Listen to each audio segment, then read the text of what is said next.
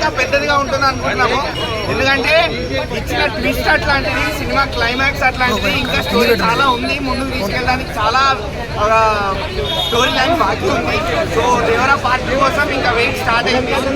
Movie మాత్రం కంప్లీట్గా one man show. Saif Ali Khan screen presence కూడా చాలా తక్కువ సేపే ఉంటుంది.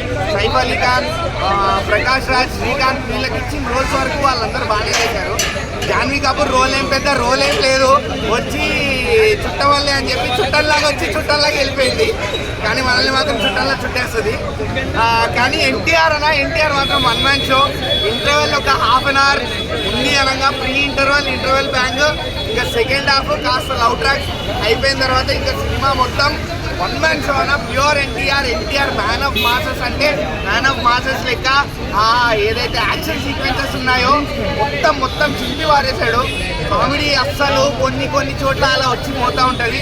ఎమోషన్స్ అండ్ యాక్షన్ సీక్వెన్సెస్ మాత్రం సినిమా మొత్తం ఉన్నాయన్న. ఇక ఎన్టీఆర్ కోసమే చూడాలి సినిమాని. దేవరా కొట్టాడు, కొరటాచిగా కొట్టాడు. రాజమౌళి కర్స్ ఇక పోయిందన్న. రాజమౌళి కర్స్ ఇక పోయింది. ఇక హిట్ కొట్టాడు రాజమౌళి సినిమా తర్వాత. ఎన్టీఆర్ కూడా సోలో సినిమా హిట్ కొట్టాడు.